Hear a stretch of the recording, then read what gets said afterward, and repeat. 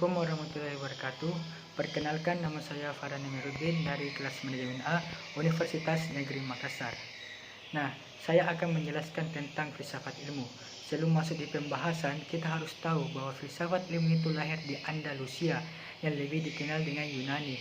Di sini lahir para filsuf yang hebat, seperti Plato, Thucydides, dan Aristoteles. Nah, filsafat ilmu terdiri menjadi 3 aspek, yaitu ontologis, epistemologi, dan aksiologi. Ketiga aspek ini kita harus tahu contohnya, tapi sebelum masuk di contoh, kita harus mengetahui apa sih yang dimaksud dengan ontologi, epistemologi, dan aksiologi itu. Yang pertama itu ontologi. Ontologi berasal dari bahasa Yunani, yaitu onto dan logos. Onto yang artinya ada dan logo yang artinya ilmu. Jadi ontologi dimaknai sebagai ilmu yang membahas tentang keberadaan. Atau dengan kata lain, ontologi berarti cara untuk memahami hakikat dari ilmu komunikasi yang realita. Yang kedua itu epistemologi.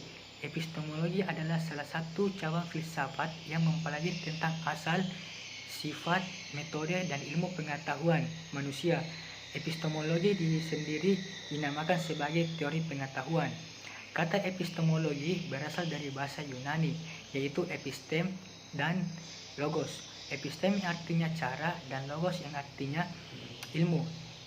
Nah, yang ketiga itu aksiologi. Aksiologi berasal dari bahasa Yunani, yaitu asios dan logos. Asios yang artinya nilai, sedangkan logos bermakna ilmu atau teori. Jika diartikan secara keseluruhan, maka artinya adalah teori tentang nilai. Dapat disimpulkan bahwa aksiologis adalah teori nilai yang berhubungan dengan pengetahuan yang didapatkan. Nah, di aksiologi ini terbagi menjadi 3 bagian. Yang pertama, moral conduct, yaitu tindakan moral yang melahirkan etika. Yang kedua, estetika expression atau ekspresi keindahan. Yang ketiga, social politic life atau kehidupan sosial politik. Nah, setelah kalian mendengarkan pengertian dari ketiga aspek filsafat ilmu, pasti kalian dengan mudah mengetahui contoh dari aspek tersebut. Nah, contoh yang saya ambil yaitu tentang sahabat yang bisa mencakup 3 aspek tersebut. Yang pertama, ontologi. Kita mungkin memiliki seorang sahabat sejak sekolah dasar. Setelah lama berpisah, kita bertemu kembali selama 15 tahun kemudian dalam sebuah acara. Saat bertemu kembali, kita mungkin melihat adanya perubahan fisik yang terjadi pada sahabat kita, seperti lebih tua, lebih tinggi, lebih gemuk, dan perubahan yang lainnya. Namun terlepas dari perubahan fisik, tetapi ada sesuatu yang tidak berubah dari sahabat kita. Sesuatu yang tidak berubah itulah membuat kita bisa mengenali dan mengetahui bahwa dia adalah sahabat kita yang sama. Nah, yang kedua adalah epistemologi. Sebelumnya sudah dibahas bahwa epistemologi adalah cara manusia dalam memperoleh ilmu pengetahuan.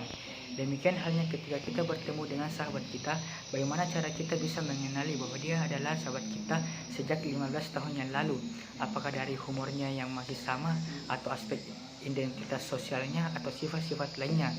Nah, di epistemologi dari sahabat kita adalah bagaimana cara kita bisa mengetahui bahwa orang yang kita temui adalah orang yang sama dengan yang ada di ingatan kita sejak 15 tahun yang lalu.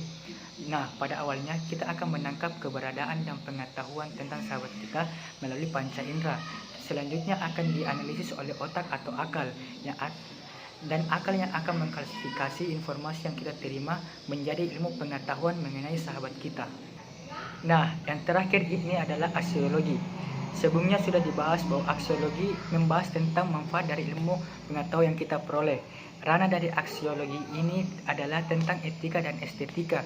Maka dengan aksiologi ini kita bisa memilah apakah ilmu pengetahuan yang kita peroleh bermanfaat atau tidak bermanfaat bagi kita. Jika kita membahas tentang sahabat, dengan aksiologi ini apakah kita masih mengenal sahabat lama kita dan memberi manfaat bagi kita. Misalnya kita menjalin kembali persahabatan yang telah lama berpisah, menjalin silaturahmi, atau menghibur diri dengan mengingat kembali kejadian bersama sahabat. Itulah tadi materi tentang 3 aspek ilmu filsafat dan beserta contohnya. Sekian dari saya, wabillahi taufiq wal hidayah. Wassalamualaikum warahmatullahi wabarakatuh.